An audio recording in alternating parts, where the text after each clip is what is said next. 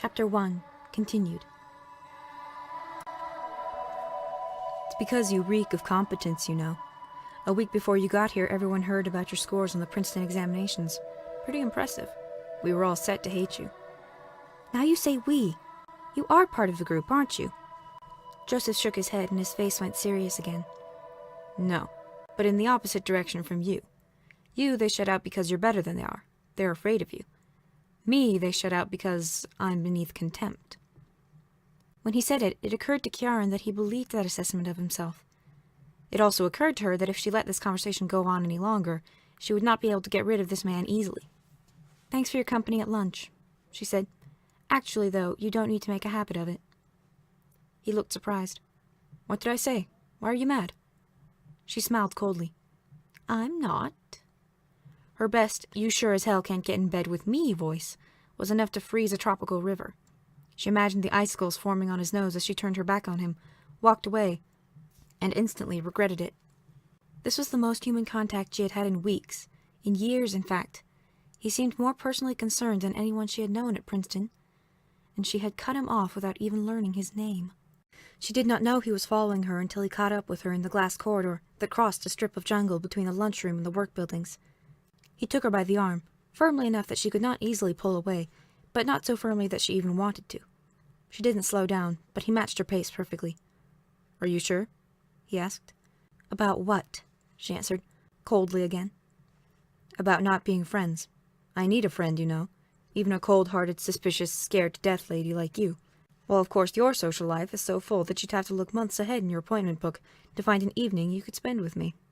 She turned to him, prepared more by reflex than by desire to cut him dead, retrieve her arm, and go back to her office alone. But an inadvertent smile ruined the effect.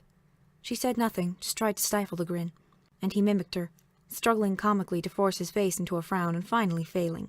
She laughed out loud. "I'm Joseph," he said. "You're Kieran, right?"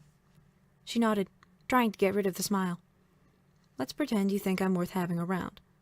Let's pretend you want to see me tonight. Let's pretend that you give me your room number, and we go walking in the zone, so that you don't have to worry about me trying to get you in bed. Let's pretend you trust me." She pretended. It wasn't hard. 3217, she said. Then he let go of her arm, and she went back to her office alone, feeling strangely delighted, the humiliation of the morning's reprimand from Warville forgotten. For the first time since she had first come to Earth, she genuinely liked someone. Not a lot, but enough that spending time with him might even be fun. The idea of having fun appealed to her, though she was not altogether sure what fun felt like.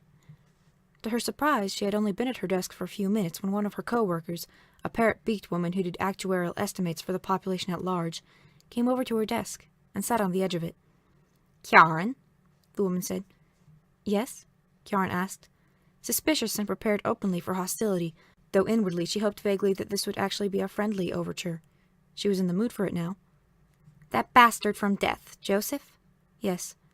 "Just a friendly warning. Don't bother with him." "Why not?" Parrotbeak's expression grew darker. She was apparently not used to being questioned when she gave unsolicited advice. "Because he's a whore." That was so far from her impression of Joseph that Kieran could only look surprised and say, "What?" "You heard me." "But he didn't try anything, didn't offer anything." "Not to you," the woman said, rolling her eyes impatiently heavenward. "You're a woman."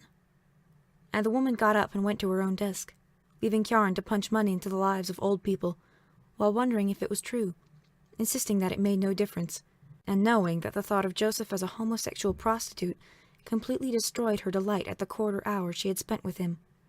She was tempted not to answer his voice at the door. "I'm not here," she thought. "Not to you."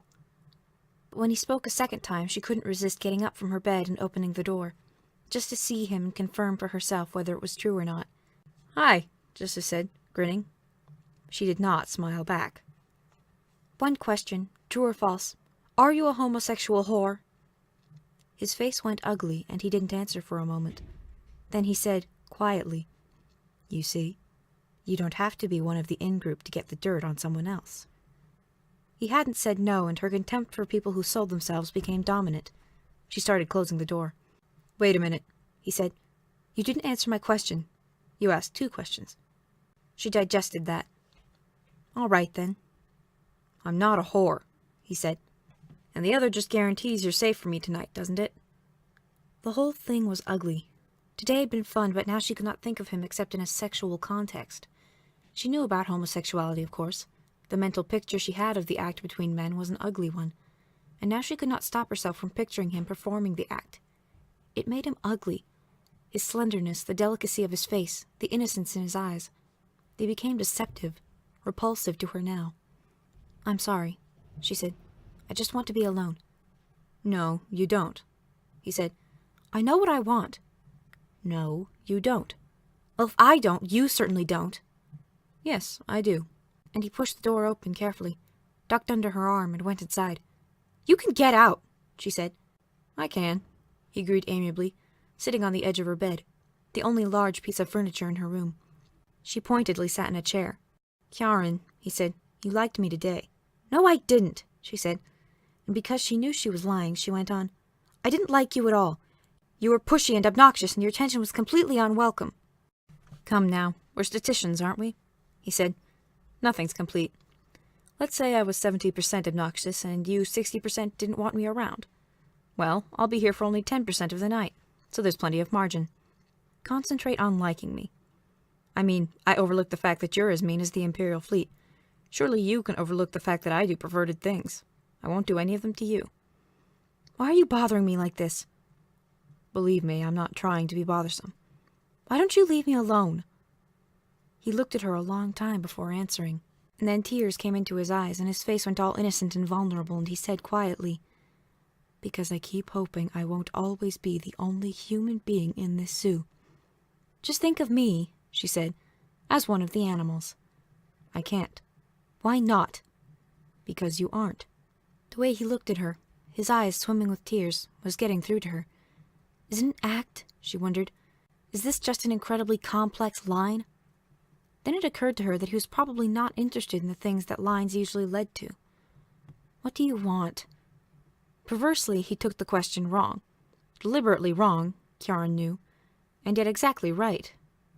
I want, he said, to live forever. She started to interrupt. No, I mean... But he refused to be interrupted. He spoke louder and got up from the bed and wandered aimlessly around the limited floor space of the room.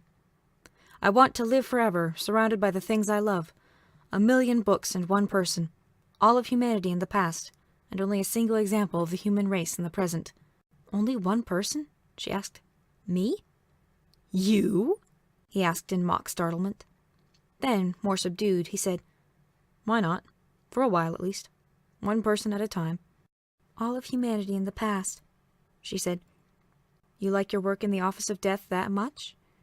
He laughed. History, Kjaran. I'm a historian. I have degrees from 3 universities. I have written theses and dissertations. Feces and defectations, he amended. With my speciality, there's not a chance in the world of my getting a job on this planet, or a really good job anywhere. He walked up to her, knelt beside her, and put his head in her lap. She wanted to shove him away, but found that she could not bring herself to do it. I love all mankind in the past. I love you in the present. And he smiled so crazily, reached up a clawed hand to paw ineffectually at her arm, that she could not stop herself from laughing. He had won, and she knew it, and he stayed, talking. He talked about his obsession with history, which began in the library in Seattle, West America, a town on the site of a great ancient city. I didn't get along with other children, he said, but I got along great with Napoleon Bonaparte, Oliver Cromwell, Douglas MacArthur, Attila the Hun. The names meant nothing to Kjaran, but they obviously were rich with memories to Joseph. Napoleon is always in dense forest to me. I read about him among trees, huge trees covering ground so moist you could almost swim in it, while Cromwell is always in a little boat on Pungent Bay in the rain. The library made me pay for the new printout of the book. The ink ran on the copy I had. I dreamed of changing the world, until I got old enough to realize that it takes more than dreams to make any kind of impression on events, and a reader of books is not a mover of men. He was so full of memory, which flooded out of him uncontrollably, and yet in marvelously subtle order, that Kjaran also remembered, though she said nothing of it to him. She had been raised amid music, constant songs, but here she found a better song than any she had heard on 2. His cadences, his melodies and themes and variations were verbal, not musical, but because of that they reached her better, and when at last he finished, she felt she had listened to a virtuoso perform. She resisted the temptation to applaud. He would have thought she was being ironic. Instead, she only sighed, and closed her eyes, and remembered her own dreams when she first became a grown, and thought of one day singing before thousands of people who would watch her intently, and admire, and be moved. The dreams had been stripped from her one by one, until nothing was left of them but a scar that bled often but never reopened. She sighed, and Joseph misunderstood.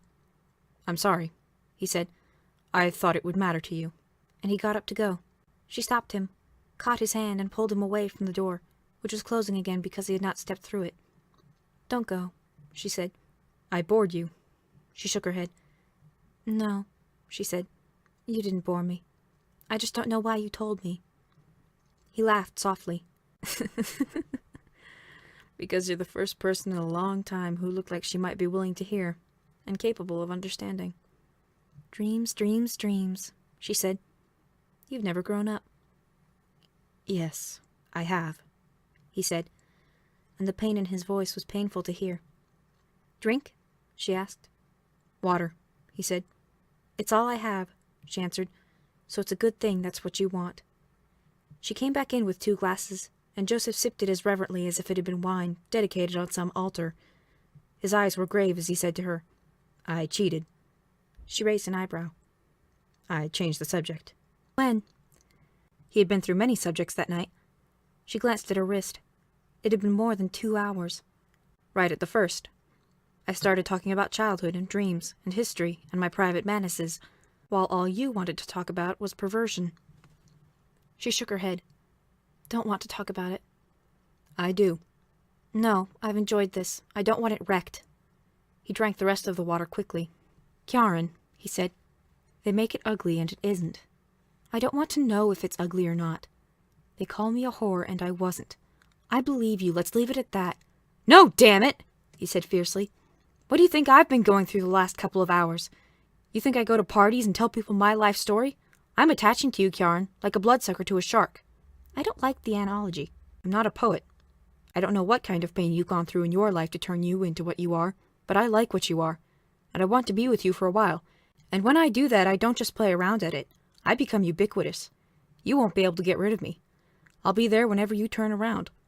You'll trip on me getting out of bed in the morning, and whenever you feel someone tickling your feet at work, it'll be me, hiding under your desk. You understand? I plan to stay here." "Why me?" Kjaran asked. "Do you think I know? A stuck-up Princeton graduate like you?" He hazarded a guess. "Maybe because you listened to me all the way through, and didn't fall asleep." "I thought of it a couple of times."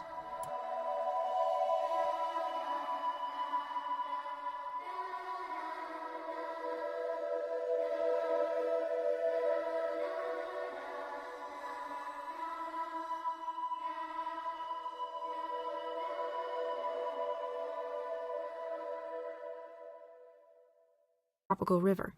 She imagined the icicles forming on his nose as she turned her back on him, walked away, and instantly regretted it. This was the most human contact she had had in weeks, in years, in fact. He seemed more personally concerned than anyone she had known at Princeton, and she had cut him off without even learning his name. She did not know he was following her until he caught up with her in the glass corridor that crossed a strip of jungle between the lunchroom and the work buildings.